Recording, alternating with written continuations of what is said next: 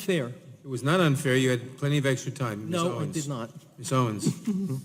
Mr. Chairman, there we go. Mr. Chairman, Ranking Member Mr. Collins, thank you for having me here today.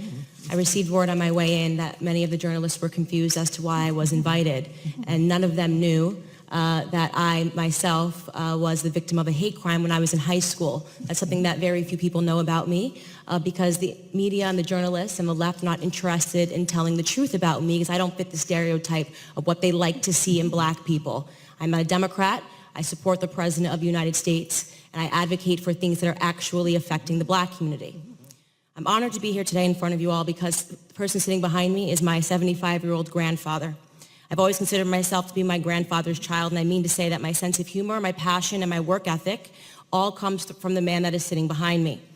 My grandfather grew up on a sharecropping farm in the segregated South. He grew up in an America where words like racism and white nationalism held real meaning under the Democrat Party's Jim Crow laws. My grandfather's first job was given to him at the age of 5 years old, and his job was to lay tobacco out to dry in an attic in the South. My grandfather has picked cotton, and he has also had experiences with the Democrat terrorist organization of that time, the Ku Klux Klan. They would regularly visit his home, and they would shoot bullets into it. They had an issue with his father, my great-grandfather. During my formative years, I had the privilege of growing up in my grandfather's home. It's going to shock the committee, but not once, not in a single breath of a conversation did my grandfather tell me that I could not do something because of my skin color. Not once did my grandfather hold a gripe against the white man. I was simply never taught to view myself as a victim because of my heritage. I learned about faith in God, family, and hard work. Those were the only lessons of my childhood. There isn't a single adult today that in good conscience would make the argument that America is a more racist or a more white nationalist society than it was when my grandfather was growing up. And yet we're hearing these terms sent around today because what they want to say is that brown people need to be scared, which seems to be the narrative that we hear every 4 years right ahead of a presidential election. Here are some things we never hear. 75% of the black boys in California don't meet state reading standards. In inner cities like Baltimore, within 5 high schools and 1 middle school, not a single student was found to be proficient in math or reading in 2016. The single motherhood rate in the black community, which was at 23% in the 1960s when my grandfather was coming up, is at a staggering 74% today. I am guessing there will be no committee hearings about that. There are more black babies aborted than born alive in cities like New York, and you have Democrat Governor Andrew Cuomo lighting up buildings to celebrate late-term abortions. I could go on and on. My point is that white nationalism does not do any of those things that I just brought up. Democrat policies did. Let me be clear.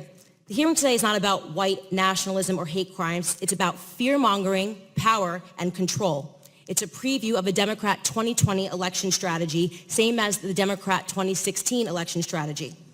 They blame Facebook, they blame Google, they blame Twitter. Really, they blame the birth of social media, which has disrupted their monopoly on minds. They called this hearing because they believe that if it wasn't for social media, voices like mine would never exist, that my movement Blexit, which is inspiring black Americans to leave the Democrat Party, would have never come about. And they certainly believe that Donald Trump would not be in office today. Looking on the next thing to focus on now that the Russian collusion hoax has fallen apart. What they won't tell you about the statistics and the rise of white nationalism is that they've simply changed the data set points by widening the definition of hate crimes and upping the number of reporting agencies that are able to report on them. What I mean to say is that they're manipulating statistics. The goal here is to scare blacks, Hispanics, gays, and Muslims into helping them censor dissenting opinions, ultimately into helping them regain control of our country's narrative, which they feel that they lost. They feel that President Donald Trump should not have beat Hillary. If they actually were concerned about white nationalism, they would be holding hearings on Antifa, a far-left, violent, white gang who determined one day in Philadelphia in August that I, a black woman, was not fit to sit in a restaurant. They chased me out. They yelled race traitor to a group of black and Hispanic police officers who formed a line to protect me from their ongoing assaults. They threw water at me. They threw eggs at me. And the leftist media remained silent on it. If they were serious about the rise of hate crimes, they may perhaps be examining themselves. and the hate that they have drummed up in this country.